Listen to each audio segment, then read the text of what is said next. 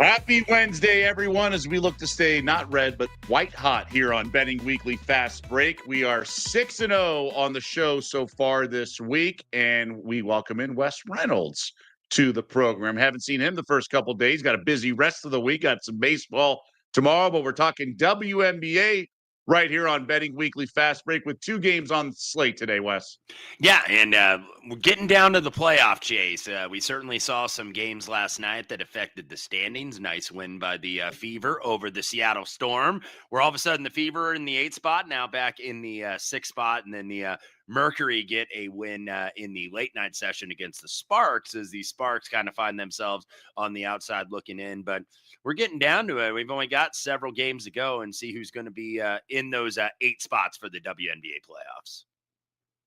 Yeah, and Sarah, not on the program today, but how about a month of August for her? 6-0. So well done by her to have another winner. We snuck in with the under 177.5 as it lands 176 as the Sparks go down. Didn't quite get the offense going at home against the Phoenix Mercury. So we have two interesting games coming up. One with playoff implications, really interesting. And the other one, lottery implications, if you want to put it that way. But just a reminder, if you like what you hear on our shows, sign up for the newsletter, get exclusive tips, and the free Insider magazine. Sign up for free at bettingweeklystudios.com. And as I alluded to, we do have two games tonight. We also want to remind you to get involved in the conversation. We will respond to comments, questions, constructive criticism, of course, whatever floats your boat. But we definitely want to hear from you in the comments section. So the one that has serious playoff implications is the Atlanta Dream hosting the Las Vegas Aces. This line has trickled up, so to speak, and it is now 3.5 with Atlanta favored at home as Vegas continues this road trip. And, you know, we had that 50-point loss at Vegas a handful of weeks ago, and it's been winning ever since. How about 11 straight wins for Las Vegas, going 8-3 during this run? These two teams vying for the number 2 seed, leapfrogged the Liberty. They are now separated by percentage points. So it's been an incredible run by Las Vegas and company. Becky Hammon tweaking her lineup.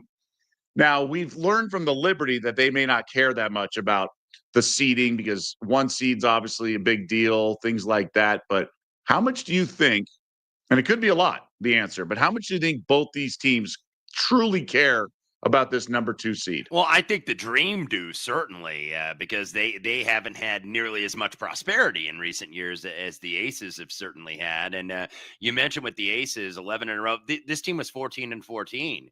And it's like, is this team going to make the playoffs? You know, maybe they barely hang in. And then all of a sudden the washed Vegas Aces have dried up real quick and no longer washed. 11 in a row. Did not cover, by the way, on Monday against Chicago. That was actually a decent spot for Chicago, even though the Aces got a big, much better second half. And that game was in the balance in the final minute or so there in Chicago. Aces get the win, but no cover. I think it matters more to the Dream. And I think that you're seeing that bear fruit a little bit in the market, Doug, because this has now gone up to 3.5 actually at most stores here. And no real new injury news. We know Jordan Canada still out with the hamstring injury with the Aces. These teams, by the way, did play a week ago last Tuesday night. And the Aces get a 2-point win over the Dream. So highly competitive game. Would expect another one tonight.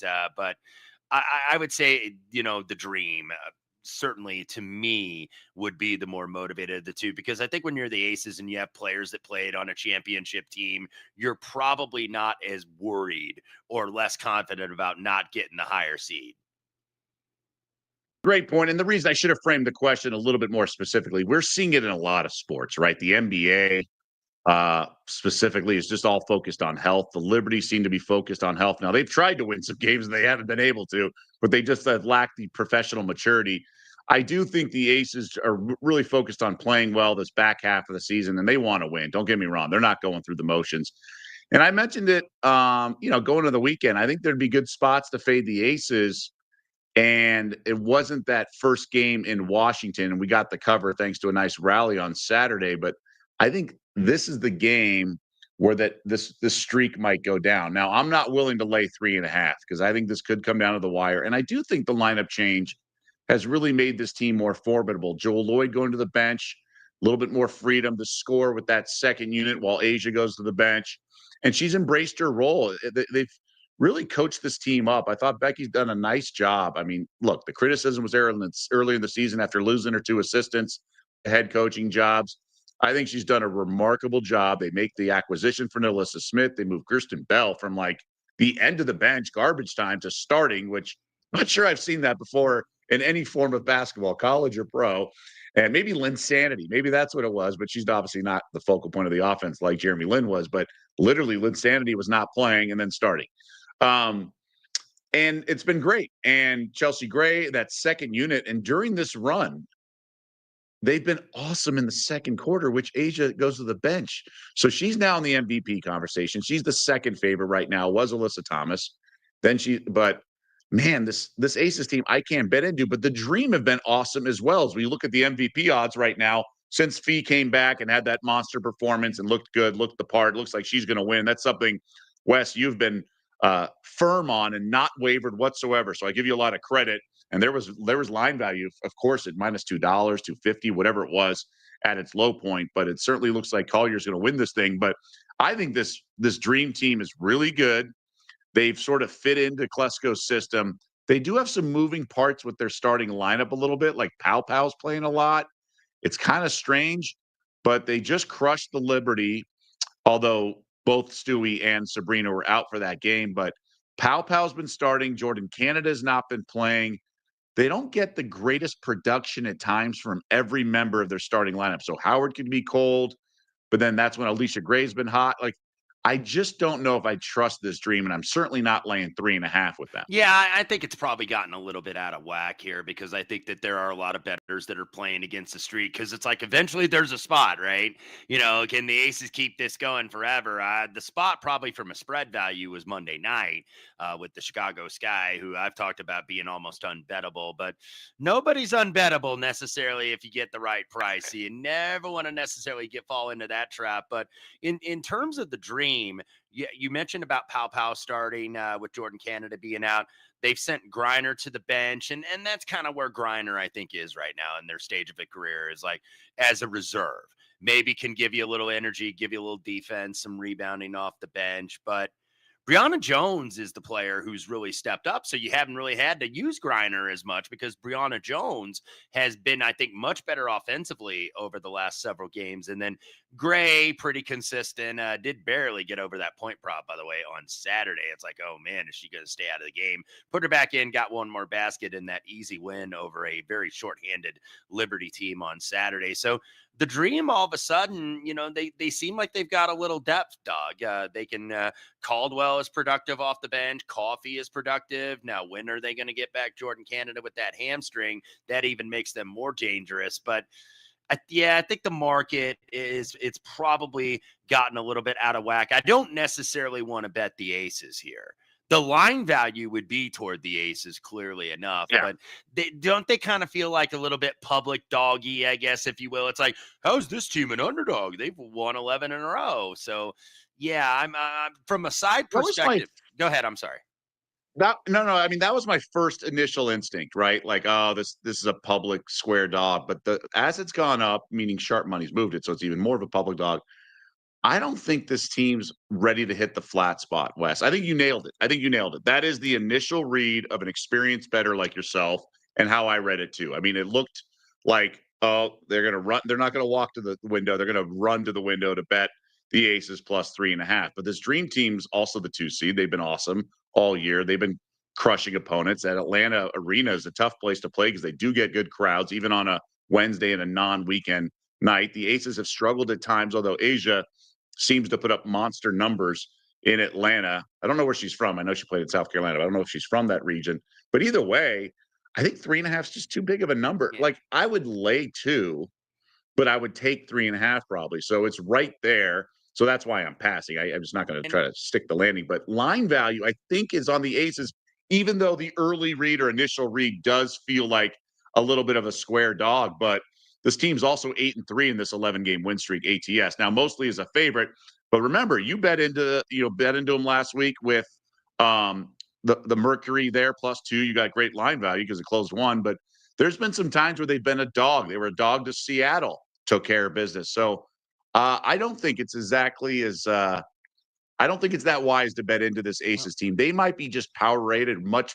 They should be maybe power rated much higher than they are right Well, now. and this is a really weird scheduling spot at the end of the season for the Aces, by the way, because they do not play until next Thursday, September 4th. This is their 40th game of the season. So they've played more games than a lot of these teams in the WNBA. They get the Lynx, by the way, at home. Of course, that's a big one because we remember the Lynx. That was a game where Collier got hurt. Remember Kayla McBride, I think, went like 8 of 8 from 3 in the first half, and they just killed the Aces. Like Becky Hammond waved the white flag in the middle of the third quarter and sat Asia Wilson and sat Chelsea Gray and Jackie Young and all the starters. So that might be it. That's a focus, but that's such an interesting scheduling spot because then you got the Lynx, and then you got 2 games in a row at home against the Sky. You know, maybe you say they're the worst team in the league. These other 2 that we're going to talk about in a minute, certainly vying for that unfortunate distinction. And then they close in LA on September 11th. But see, that's why that's another dynamic of why that makes me gun shy, I think, of betting the spread here from that standpoint, because I think the line has gone too far. And the Aces, you would think, okay, we don't play for a week, so you got to think you're getting the max effort out of this team. But you're getting it out of the dream too, because like I said, I do believe they're more motivated to try to get that 2 spot, and I think it is going to be the 2 spot because the Lynx. I don't know if they've mathematically officially clinched, but they're going to be the number 1 seed, especially now with Nafisa Collier back. So yeah, this is one I haven't known what to do with, and if you don't know what to do, better to pass the game, I think, at least from a side perspective. I mean, the Dream could win out the rest of the way, right? They host Dallas, face Connecticut, then back-to-back home games against the Sparks, and then the back-to-back games against the Sun. So of their 7 remaining games, 3 are against Connecticut, 2 are against LA at home, and then they also get the Wings at home. So it should be pretty smooth sailing, like you mentioned, with the Aces, who are currently tied in the standings, have to deal with the Lynx and some other games. But you don't think senioritis? You think they run through the tape here? The Aces, they don't have 1 foot out the door with the mini vacation. They got the 8 days off between. I agree. I think they're going to go full throttle here. I think this comes down to just like 3-pointers. Will Alicia Gray hit them? Will Jackie Young hit them? Asia's going to go off and put up numbers. We know that. It's about Ryan Howard hitting shots too. I think it's a little bit of that. I am interested to see how this game, but I think +3.5 is the only thing you can do here. I really do. Yeah, I don't. I think the Aces are going to give an effort here because this is. I wish that they were playing, some kind of like maybe more of a nondescript team. Like I wish they were on the road at Dallas tonight, because I would probably bet the Wings, even though they're not playing that well, because that would feel like, okay, phone it in spot, senioritis, as you rightfully determined it or monikered that as. That would be the spot. I don't think this is the spot necessarily to go against the Aces. From a prop standpoint, I did want to play some unders here, and that would be at least a look if that becomes available to you in your market. Maybe Alicia Gray under the points might be one, because Ryan Howard kind of had an off game. Like sometimes that happens, right? Where Ryan Howard has an off game, but Alicia Gray can pick up the slack, or Ryan Howard has a great game and Alicia Gray is kind of like, kind of an average performance. But so I could be looking at Alicia Gray unders. I want to bet the Asia Wilson under rebounds, because I do think the Dream are a very good rebounding team. Not only their guards, but of course Brianna Jones down there when Griner comes in. But Asia Wilson on Saturday, I think she had I think her total was 11.5, I want to say, and she got like 7 rebounds in 5 minutes in the fourth quarter. That she's well under pace, right? She has like 4 rebounds. And then she gets like 7, in 5 minute span. And it's like, oh man, it's so dangerous, by the way, with star players. Like when we're talking MVP talk, it is dangerous to go under with the Asia Wilsons and the Alyssa Thomases and the Nafisa Colliers, especially Kelsey Mitchell. Kelsey Mitchell got there last night just because they were blowing out Seattle so badly. So, that's where the value is, I think, on those unders. But man, it's dangerous because we know they like the stat pad because they know that they're in the MVP race. So of course they're going to stat pad when they have a chance. Also, there's such a focal point of the offense too. I Sure. mean, everything runs through Asia. You know, in that down the stretch when she came up with the big shots and they won by 2 points. I forget who against. I'm trying to remember, but I mean, she had elbow jumpers. I mean, everything went through them. So they are. But to your point, in blowouts, even going through them because they're just such an automatic bucket. So it's so often. Yeah, no question about it. Yeah, that's why I think you've got to really pick your spots here. Like Alyssa Thomas eventually went under last night. She had like 1 point, I think, at the half, and then all of a sudden it's like, okay, I've got my double digits for rebounds and assists. Now she gets really aggressive offensively, and then all of a sudden got a bunch of easy buckets. It's like, okay, if you bet the over points, it's like, why weren't you doing that in the first quarter or the second quarter? But another triple double, by the way, for Alyssa Thomas. But now the third choice for the MVP. I know there's some fever partisans back home in Indianapolis trying to beat the rallying cry for Kelsey Mitchell. Not a candidate. One of the dumbest things I've Not ever a heard. candidate. It's one of the dumbest things I've ever. I think you should never bet again in your life if you ever put a dollar on Kelsey Mitchell to win the MVP. Not a It's the candidate for stupidest thing. that. And Kelsey Mitchell is a superb scorer. But, you know, you can see it if you watch the Fever. She's not a natural point guard. She's good at creating offense for herself, maybe not as much for the teammates because she's so wired to be an elite scorer, which she is. But no way, no how. I appreciate the teammates wearing her T-shirts, coming in and, you know, trying to galvanize that support. And she's, steadied the ship for them, but not a candidate for MVP. That's a waste of money.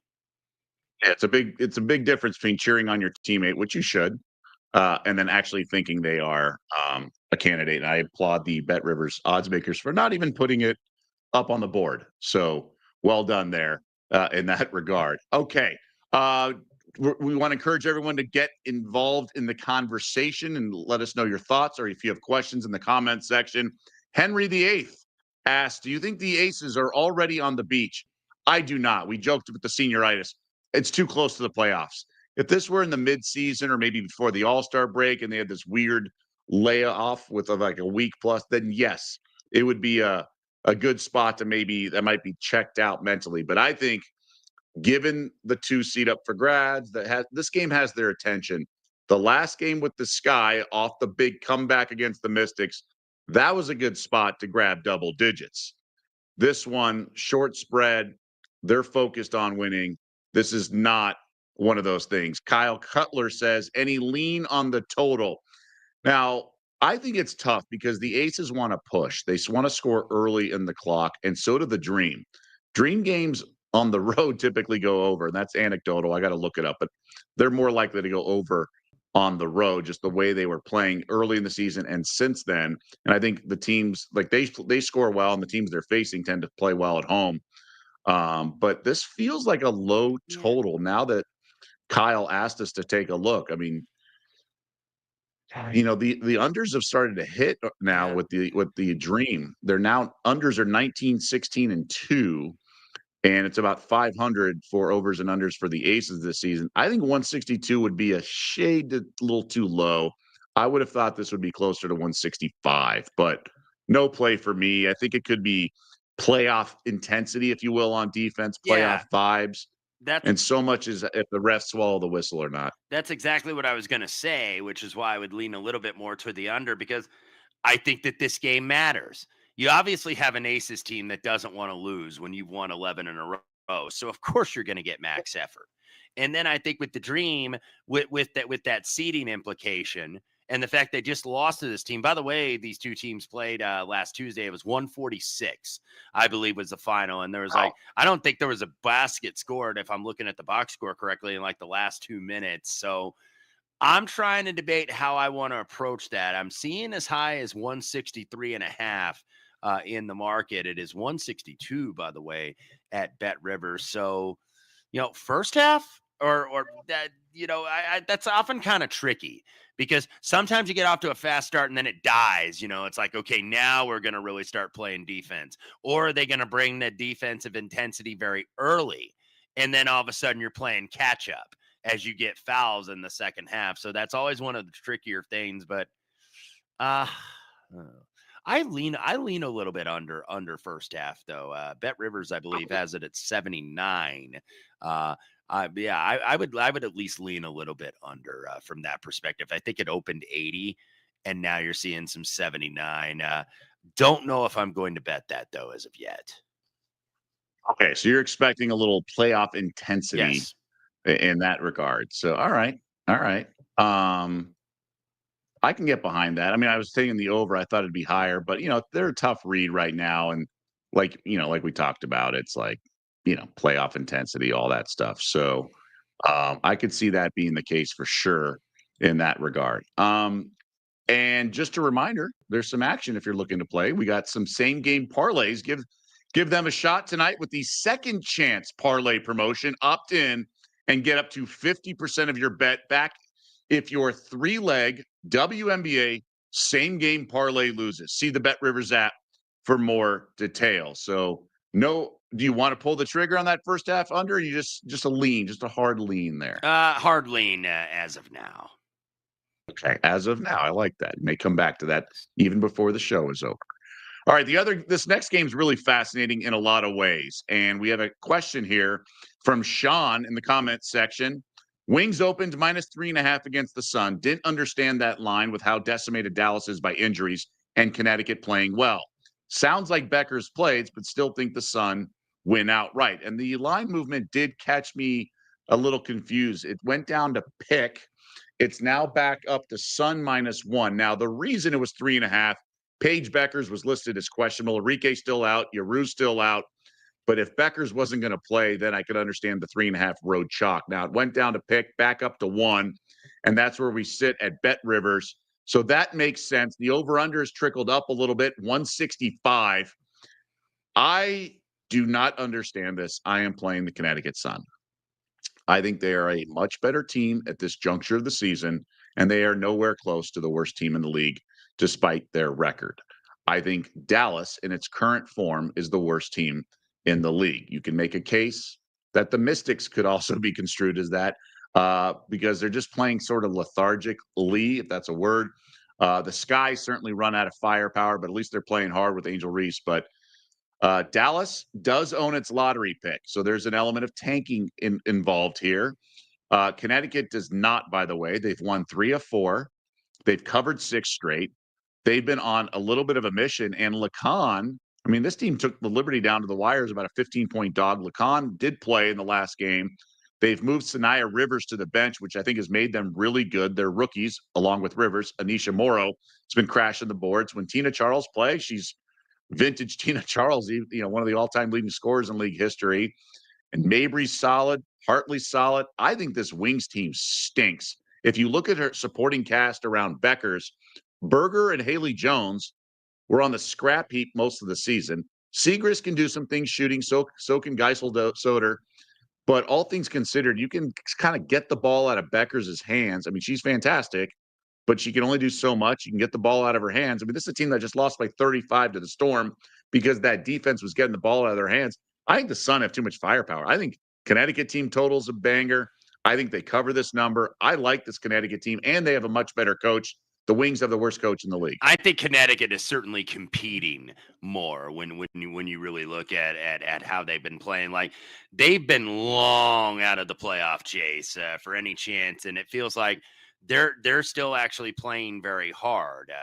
They came back against Liberty late. That was the first game with Stewie and Sabrina back, and still took them to the wire. They won at Chicago, beating the Mystics 2 games in a row, both home and away.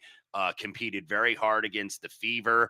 That was the game where Kelsey Mitchell went off, and I think eventually got 38. Connecticut, by the way, because I thought maybe they were going to mail it in once they blew that 20-some point lead to the Fever, and they haven't. They've won 3 of the last 4 and have covered all 4 of those games. So I'd be with you on that one. Maybe another way to play Connecticut perhaps is to go back to what's been kind of all reliable. Tina Charles over her points. I believe, what is it at Bet Rivers? 15.5, 129. You got to pay a little bit of a tag, but in the 2 games against the Dallas Wings this year, 26 and 27 for Tina Charles. So, this might be one where it's like, okay, I've got a really good matchup, so I'm going for it here. And I know you did mention Anissa Mara. I'm waiting for some props to get posted on her, by the way. But I do want to mention if hopefully I'm not butchering your name here, James. James Licavoli or Lissavoli at the Legend 99 Bet said, check out Anissa Maro's props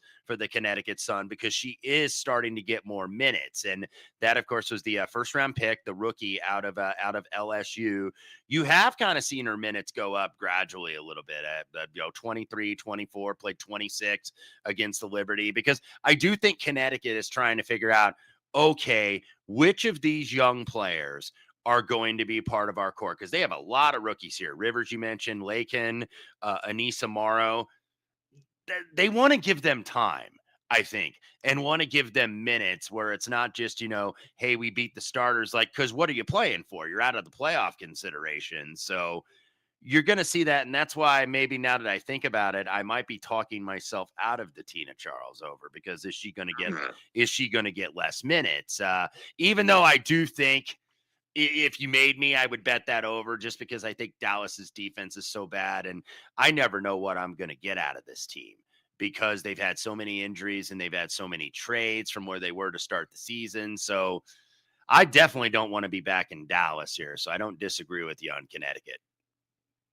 So I'm going to play a full unit on Connecticut and a full unit on the Sun over 82.5 points. I think that's the better bet. I guess Dallas can score. I just think they're so poorly coached. I think you can get the ball out of Becker's hands. And if someone like Grace Berger, who I think is on her 4th team this year, yeah, and be careful. so She's a Indiana University alum, but I do understand. Like Grace, I'll be okay. Grace probably doesn't. Struggles. I mean, she's kind of just barely hanging on in the league, and I like Grace. She's a fellow Hoosier, but starting, I never thought I'd see her as a starter in the WNBA, but that's what you're getting with Dallas right now.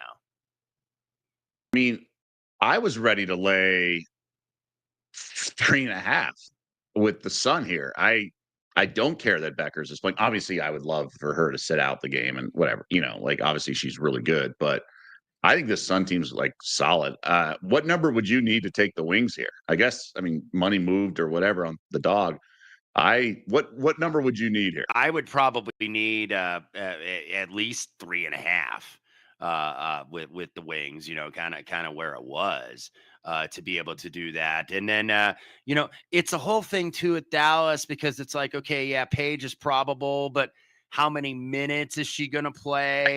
And sickness is the issue, right? Yeah. So when you look at that, because I've been fading the points ever since she had that 44-point explosion in LA a week ago tonight, by the way. 11 against Seattle, only 9 and 34 minutes against Golden State. Now, Golden State's one of the better defensive teams, because I do think that now you're seeing teams defend her a little bit harder.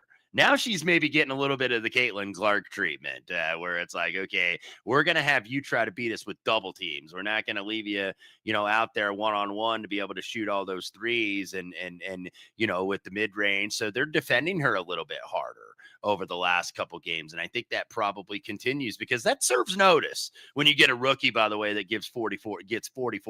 Yeah, I think that tied Cynthia Cooper for the all-time game scoring record. So yeah, it's like, okay, we got to watch this youngin' now. Like, we got to, defend her a little bit harder. But you know what I'm thinking about now, Doug, is I'm thinking about perhaps joining you on that 82.5 to the over. In terms of the team total for the Connecticut Sun, because I don't know if you have a willing defender in the Dallas Wings here from this standpoint. I do not think you do either. And I think this Connecticut team, look, Dallas is 1-10 in its last 11, and the only win was against Indiana, right? And it was a fluky game. So I just think as long as the opponent takes them seriously and has a workman-like approach like Seattle did last Friday, this shouldn't be close. I mean, they're missing several WNBA starters, like Arike, Yaru. Now, Hines Allen's off the bench. She's good. So their closing lineup is better than their starting lineup. But they're just limited, man. Quinterly got hurt, and she's out. Yeah, Quinterly's out for the year. So they have Zaya James, who's okay, They just signed But this Sun Sundell, by team, the way, to a hardship contract. So yeah, this Sun team plays really hard yeah. and they're good. Like like I said, they've covered 6 straight. They want wins. They have Edwards, who's okay. Um, Hadn't really I been think this is playing gonna her be very much to be that because she's not surprises that me. good. She's Yeah. not that good. Morrow, you mentioned, is getting the minutes, crashing the board. She's a big body. Tina Charles is a legend. She's gonna, she's not gonna lose any playing time. Lacan's been fantastic and lit up the Liberty off the bench. And then that's opened up Sanaya Rivers' is scoring. So I think they open up. Like I would need 7.5 points. I want no part of the Wings here. I'm all in on the Sun. I do think over 8.5 is probably better, but they're correlated, I think obviously. that's probably the I've been safer play, to be honest, the team total, because you do have these teams that are out of it. And sometimes you see that in the NBA, as you know, Doug, you get that happy action fun time, right? You get those two teams that don't have the sense of urgency because they're not playing for anything per se. the Wings are like they have a much better coach. This coach at Dallas is a moron. He's challenging 50-50 balls in the second quarter and then loses challenge. It's like embarrassing. I cringe and he's lost. There's these videos where he draws up a play at the end of a game that's tied and Paige Beckers rolls her eyes. She can't help herself. And then it's like the guy designs a play for Haley Jones instead of for Paige Beckers. He's just clueless. Like I said, doesn't even know when to use challenges. So I'm not a fan across the board. And Dallas is basically their version of G League, right? Like they have they have like 10-day contract players with Paige Beckers and with Heinz Allen. It's a really limited team, and the Sun are connected at full strength and playing hard. I think this is a no-brainer. Yeah, I wonder what is going to happen there with Dallas. I know Kurt Miller and Chris Koklanis, who is the aforementioned coach, coach together in Connecticut. But boy, yeah, because Kurt Miller, by the way, is the GM now in Dallas. So I wonder if he steps in eventually and, and goes ahead and takes over. We shall see. But yeah, Dallas just, you never know what you're going to get with this team. They have just been so up and down with the injuries and the traded players. And sometimes I have no idea what they're trying to accomplish necessarily on the basketball floor, especially on offense. Now, I will say they played okay on Sunday. Golden State played so well. They shot 42% from three, made all 18 of their free throws, and they were down 17, but it was, I think, tie game at half. So I was impressed with kind of how the Wings responded off a 35-point loss. So to your point, I think the team total is probably better, but I love this. I love the Sun here. I think the Sun they might be better than the Valkyries, to be honest, at this point. I think just the way they're playing, and they're finally healthy. I remember Mabry missed like 13 games or something. Mm-hmm. They did lose by 17 to the Valkyries at Valhalla, so maybe they're not better than them. But I like this team. I think Lacan's been fantastic. There's a lot to like, and I think they're really flying under the radar here. Like beating Washington in back-to-back games really did it for me in terms of where they are. They're probably like the same as the Sparks. Like they're probably like the 9th best team right now. And I have to play. I think team totals will play. I think Sun -1. And if the Wings go beat you because Page goes off, fine. But they like Seagrass can shoot, the German rookie as well. Like if they bomb, they bomb. But I like the over as well. Yeah, so I'm going to join Team you. total. Team Yeah, total. Yeah. I'm going to join you. I think on that team total because look, I could see Dallas scoring, even though I said their offense can be a little bit erratic. They can score the ball sometimes, and I think if you get a game that's a little bit more chaotic, and sometimes you can get that with two bad teams, that's where I think Dallas can score, getting up and down. So I think the team total is probably the best way to approach the Sun, even though I know you're very high on them in this spot. Yeah. I mean, look, it's going to be hard for them to like cover and not get over 82.5 points, right? Win the game. Like, I think it's going to be like a 90-80 game, one of those. But if the Wings go really low scoring and it's one of those, awful rock fights, they can still cover and go under 82.5. So I like them equally. There's certainly a way to lose both. Don't get me wrong. Hey, Wes, you're on Betting Weekly Hardball tomorrow. Any early leans of the WNBA games tomorrow? Because you won't be on the Fast Break show tomorrow. We have 3 games, one spread at Bet Rivers. You have the Sky catching 12.5 in Phoenix. Last time they played, it was a beatdown. That game was in Phoenix, I want to say as well. the Sky can be frisky. Backdoor covers like they did, almost took the Aces down to the wire at home the other night. When they're at full strength, they actually have some shooting off the bench with Kia Nurse and some things. Any interest here with the Sky, or the Mercury just so focused on the playoffs? They're tough locomotive I here. would lean a little bit Sky here because you do have Reese back, and I will say, and she's been a point of consternation on this particular program. Camila Cardoso is playing better, and she has posted really good numbers: 19-10 against the Aces, 18-7 against the Sun, 22-15 against the Liberty. Ariel Atkins is finally seemingly found her shot. She had 30, by the way, against the Aces. Maybe the other night, maybe that's a play on the under, perhaps, off that like real spike in points. That might be something I would certainly look at for tomorrow. So looking also as well, I don't think it's up, but I think there are some spots where I'm seeing 8 or 8.5. Are you interested in the Storm against the Minnesota Lynx now that the Lynx look like Never. you're not interested in the Storm in that spot? Never. I hate this team. I don't think they can cover unless now I was all about them last Friday off a loss against a bad team. They can play bully ball really well against a bad Wings team that, because they defend well. But I think they're going to be chasing their tail against the Lynx. I think Minnesota can rip them apart. I really do. It's tough to go against Minnesota, even though I think Minnesota maybe kind of feels like they've got a little bit of, Fee is back and she had 30 in her first game. There was no rust. And I wonder if Minnesota, who is going to be the number one seed, if they kind of maybe are not at their peak here. But man, this is such a good team and they're the rightful favorite to win the championship. I just think they have so much balance and all these players that stepped up in Fee's absence. Jessica Shepard, getting Dejanay Carrington at the deadline. Like everybody stepped up and they didn't seem to really miss a beat this team.